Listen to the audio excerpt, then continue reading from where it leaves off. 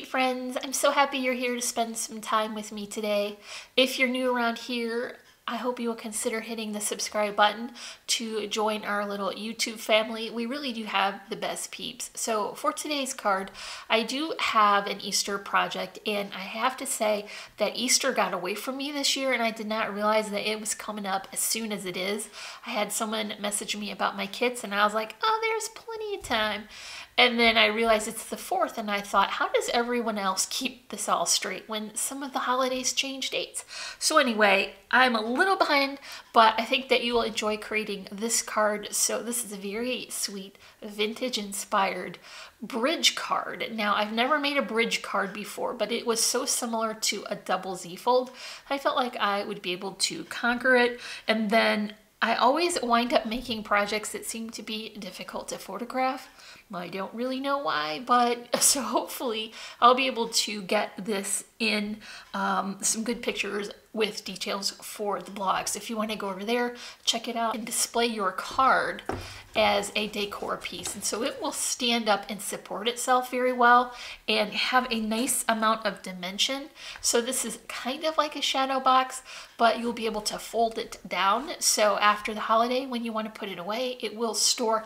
It's not going to be flat because it has a lot of dimensional things added, but it will be much less space when you want to store it away. So here is my card, and stick with me and we'll make this together. So the base of this card is basically going to be a double Z fold card, and there are many tutorials out there. If you want to make this card with one sheet of paper, that's going to be quite a smaller card than what is a standard. So I went ahead and I adjusted the measurement so that I could make my card like a 5 by 6.5 inch, which would be more of a standard greeting card size.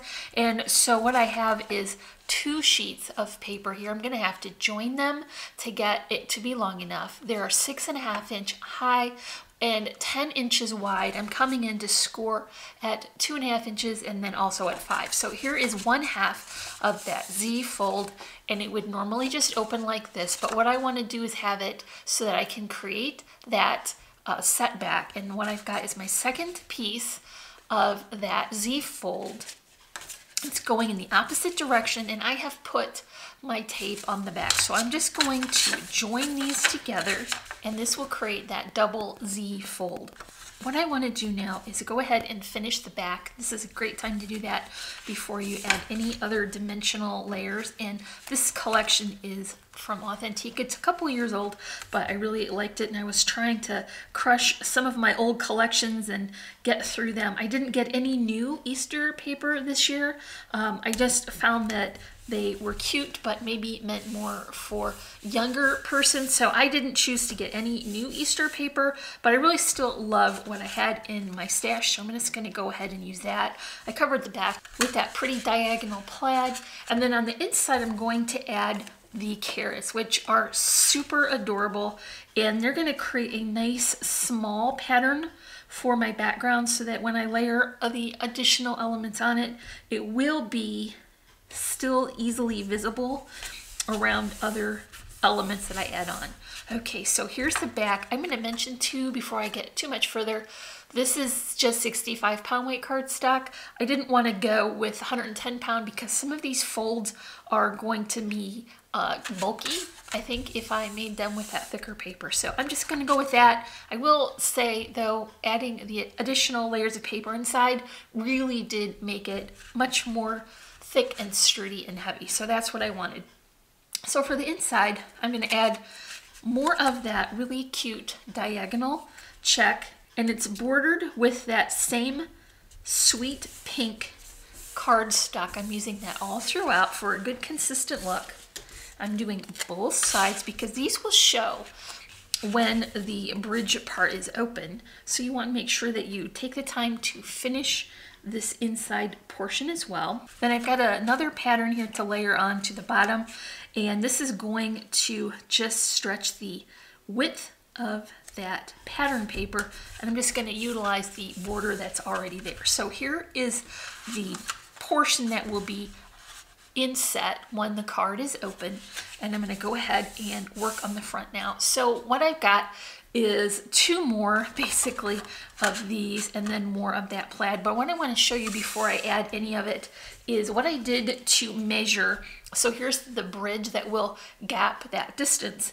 And I was a little concerned that I would add my adhesive too far over and inadvertently seal it up. So what I did was lay down that panel that will be attached to the card base, and then I put this over top and just added my adhesive up to that edge so I knew it wouldn't accidentally go over. And I did that before I taped this so that I could lay it on and get a good straight edge. So here is the side panel, and this will be what is on the front. And you got more of that cute plaid.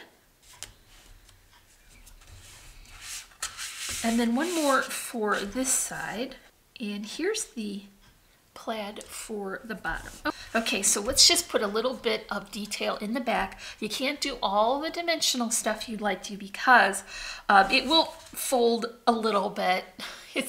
I mean, I'm never going to make a card that folds flat. I try and it's just never going to really happen, but I did try to reduce the amount of bulk I add here and be aware that I need to keep it over top of where the bridge is.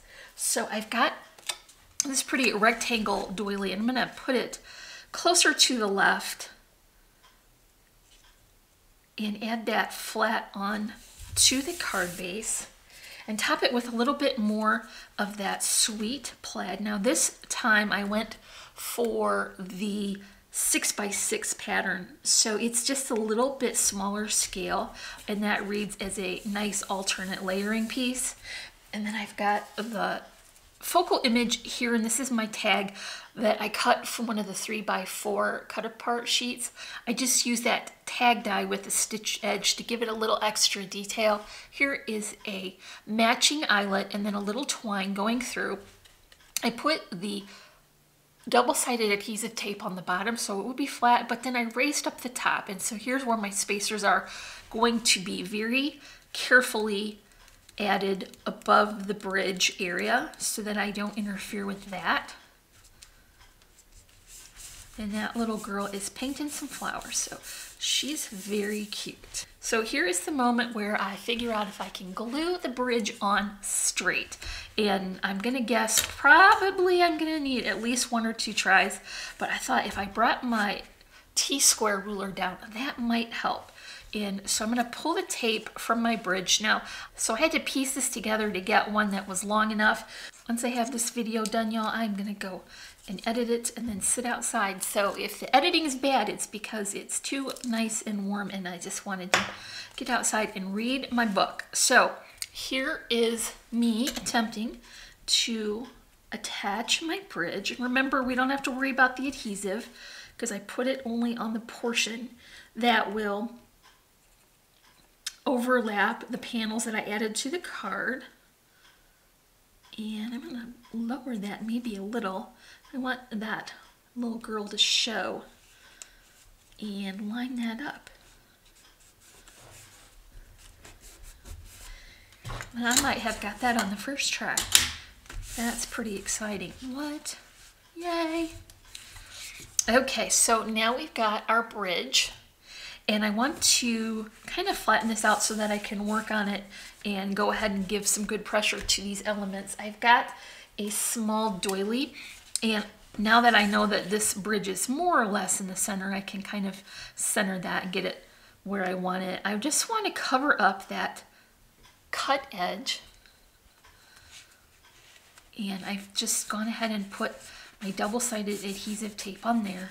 And then next what I want to do is bring in my flower arrangements. I have 2 of them for this card. And I made them a mirror image of each other. So there's just die cut foliage, some flowers here. This one's from Little Birdie Craft, and this one is from Really Reasonable Ribbon. And I'll drop links in the description for those shops if you want to check them out. And here's some netting and loopy twine bows, and then pink bows that are made from wrinkle ribbon. And I've got 1 for each side. They're exactly the same. And I'm going to go ahead and add these here. Now remember, I can add anything to the portion that is on the card base or flat across the bridge, and it will be well supported when the card is open. So I'm just going to go ahead and tack that down with some hot glue. And here's one for this side. You can see that is well supported when the card is open. And I've got a small sentiment here. This was part of the cut apart sheet and I thought it matched really well. I put that up on spacers so that I could get a little bit of dimension, and I really liked the edge that's already scalloped, so that makes it easy to get extra detail. And let's just add that to the center, and that will travel with the bridge as it is opened. So it's hard to tell the depth on here, but it is 2.5 inches deep. So that is quite a nice distance from the back of the card to the front. Okay, last but not least, I'm going to add a couple of charms. And like I said, I don't expect this to ever actually fold flat because I put too many dimensional things on the front, but I am going to be careful to keep this. So this would be how it would be folded open, and I'm just going to add a couple little charms here, and I'm going to put them on this side because that way it won't get underneath of this panel when it is flat. And I'll put that on with some hot glue. This is just a little bunny and a carrot. I think it looks kind of festive. Sticking those strings in hot glue, and I'll trim off the excess string now. Then I can top it with this pretty vintage button. Now that will show when it's open. And last but not least, I have a couple little sequins, and I'm deciding if I want to put them out here or if I want to put them on the image. So I think I'll get more impact on them if I put them out here. So I'll just go ahead and lay that flat and pull these sequins out. I'm gonna stick them down with my Tombow. And I think this would be a really cute decor item. You could put it with your other seasonal decorations. And then when you're going to store it, it does fold pretty flat, so it's not gonna take up too much room when you take it down after the season. Okay, so here is our Easter bridge card created with authentic paper. I've got flowers from Little Birdie Crafts and trims from Really Reasonable Ribbon. If you enjoyed this project, make sure that you leave me a comment and give me a like. If you're not already, I would love for you to subscribe. Remember to check in the description for links for our social media sites. And as always, I'm wishing you a happy and productive day, and I thank you so much for watching. Bye.